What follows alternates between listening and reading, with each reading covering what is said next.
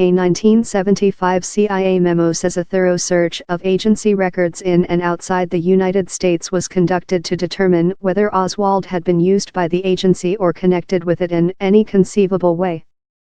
The memo said the search came up empty.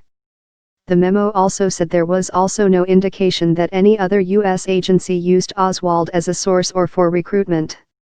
The National Archives released another 676 government documents related to the assassination on Friday, the third public release so far this year.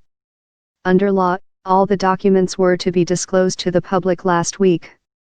Most of the latest release comprises 553 records from the CIA that previously were withheld in their entirety. There also are records from the Justice and Defense Departments, the House Select Committee on Assassinations, and the National Archives.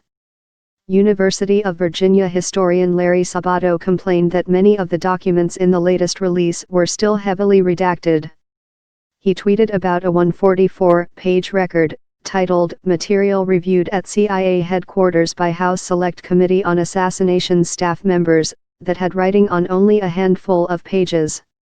President Donald Trump has ordered the release of all records related to the assassination, and they are expected to be made public on a rolling basis during the next 3 to 4 weeks.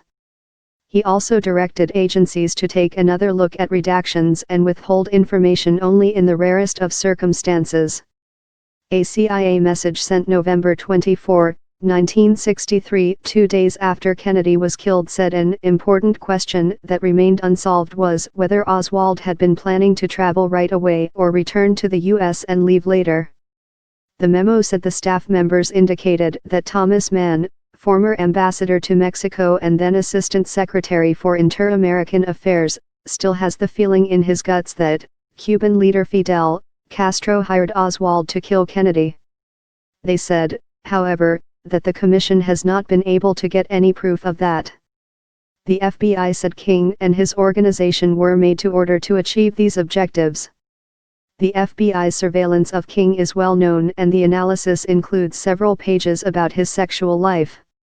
One document said a black minister who attended a workshop to train ministers in February 1968 in Miami expressed his disgust with the behind-the-scene drinking, fornication, and homosexuality that went on at the conference. Throughout the ensuing years and until this date, King has continued to carry on his sexual aberrations secretly while holding himself out to public view as a moral leader of religious conviction, the FBI report said.